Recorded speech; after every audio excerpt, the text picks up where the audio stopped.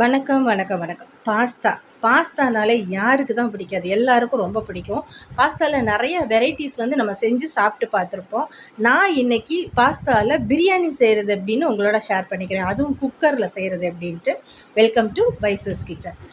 ஒரு கிண்ணத்துல 2 முட்டைய உடைச்சு ஊத்திக்கலாம்.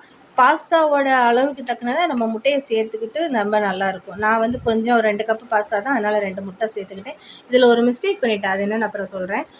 முட்டையில் வந்து கொஞ்சம் 1/4 டீஸ்பூன் மஞ்சள் தூள், மிளகுத்தூள், ஒரு 1/2 டீஸ்பூன் கரம் மசாலா, ஃப்ரெஷ்ஷாக வறுத்து அரைச்ச ஜீரகத்தூள் ஒரு 1/4 டீஸ்பூன், அதை நல்லா சேர்த்து நல்லா இதை வந்து கலக்கி விடணும். ஏற்கனவே வடச்சட்டியில் தண்ணி கொதிக்க வச்சுருந்தேன். அது கீழே ஒரு ஸ்டாண்டு போட்டு இந்த பாத்திரத்தை உள்ளே வச்சு நல்லா மூடிடணும். ஒரு 7 நிமிஷத்தில் நல்லா வெந்துடும். ஒட்டாமல் வந்துருச்சா, இது வெந்துருச்சான்னு பார்க்குறதுக்கு ஒரு ஸ்பூனை வச்சு குத்தி பார்த்தோம்னா ஒட்டாமல் வரும். அதுக்கப்புறமா அந்த மாதிரி ஓரங்களை எடுத்து விட்டு தட்டினோம்னா எல்லாமே விழுந்துடும். நான் பண்ண தப்பு என்னென்னா, இதில் இந்த பாத்திரத்தில் லைட்டாக கொஞ்சம் எண்ணெய் சேர்த்துருந்தேன்னா ஓரளவு ஒட்டாமல் வந்திருக்கும். நான் எண்ணெய் சேர்க்கலை, அதனால் கொஞ்சம் ஒட்டிட்டு வந்துச்சு. ஆனால் எல்லாமே வேஸ்ட் ஆகலை, எல்லாமே கொஞ்சம் சேஃபாக விழலை, அவ்வளோதான். இந்த முட்டையை வந்து ஒரு சின்ன சின்ன பீஸாக கட் பண்ணி வச்சுக்கிட்டாச்சு. இப்போ பாஸ்தாவை வேக வைக்க போகிறோம். இந்த கப்பில் 2 கப்பு பாஸ்தா எடுத்திருக்கேன். இதை வந்து ஏற்கனவே தண்ணி ஊற்றி நல்லா கொதிக்க வச்சுருக்கேன். அந்த தண்ணியில் வந்து இதை போட்டுக்க போகிறோம்.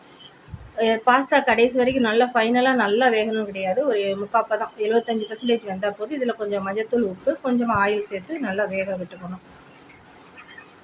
தண்ணி கொதிச்சதுக்கப்புறம் பாஸ்தா போடணும். இந்த அளவுக்கு நல்லா வெந்ததுக்கப்புறமா இதை தண்ணியை வடிச்சிட்டு ஆற விடணும். மேலே லைட்டாக பச்சை தண்ணி விட்டோம்னா உன்னோட இந்த வலுவழுப்புலாம் இல்லாமல் ஒன்றோட ஒன்று ஒட்டாமல் இருக்கும். ஆறட்டும். அதுக்கப்புறமா ஒரு குக்கரில் 1 ஸ்பூன் எண்ணெயும் 1 ஸ்பூன் நெய்யும் சேர்த்துட்டு பட்டை, கிராம்பு, ஏலக்காய், பெருஞ்சீரகம், அன்னாச்சி பூ, பிரியாணி இலையெல்லாம் சேர்த்து பொரிஞ்சதும் அதுக்கப்புறமா ஒரு நீலவாக்கில் நறுக்கின பல்லாரி வெங்காயம், ஒரு வெங்காயம் நீலவாக்கில் நறுக்கி போட்டிருக்கேன்.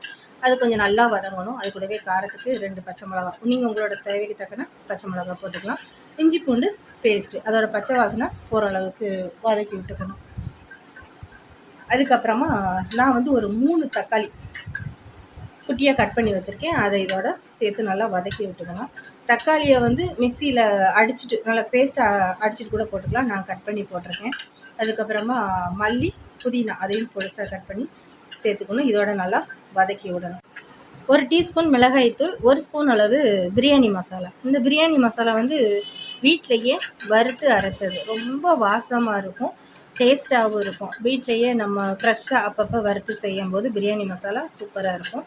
இப்போ வந்து ஒரு 1/2 ஸ்பூன் போல் தயிர் சேர்த்துக்கலாம். தயிர் ரொம்ப சேர்க்க விருப்பம் இல்லாதவங்க கொஞ்சம் குறையா சேர்த்துட்டு ஒரு தக்காளியை எக்ஸ்ட்ரா சேர்த்துக்கலாம். நம்ம இப்போ ஒரு 1/2 எலுமிச்சம்பழத்தையும் இதோட பிழிஞ்சு விட்டு மிக்ஸ் பண்ணிக்கணும்.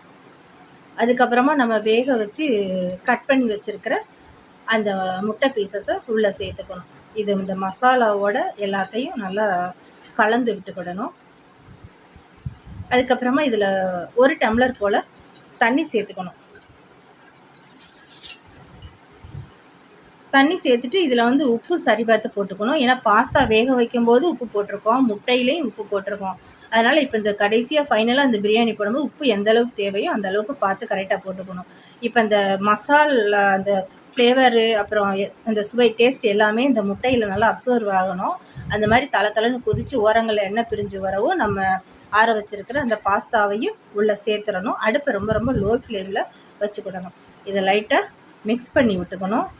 மிக்ஸ் பண்ணி விட்டுட்டு இதை குக்கர் மூடி போட்டு அப்படியே அடுப்பில் வந்து ஒரு 5 நிமிஷம் வச்சிடணும். இப்படி வைக்கும்போது இது விசிலெல்லாம் வராது, ஆனால் அந்த பிரியாணிக்கு தம் போட்ட அந்த எஃபெக்ட் கிடைக்கும். சூப்பராக ஓப்பன் பண்ணோடனே பிரியாணியோட வாசனை அவ்வளோ கமகமன்னு இருக்கும். அந்த பாஸ்தா பிரியாணி உண்மையிலே வேறு லெவலில் இருக்கும். முட்டை எல்லாம் நம்ம இந்த மாதிரி வேக வச்சு கட் பண்ணி போட்டு செய்கிறது குழந்தைங்கள்லேருந்து பெரியவங்க எல்லாருக்கும் ரொம்ப பிடிக்கும். ஃபைனலாக மல்லி புதினா இலையும் போட்டு பரிமாறிக்கலாம்.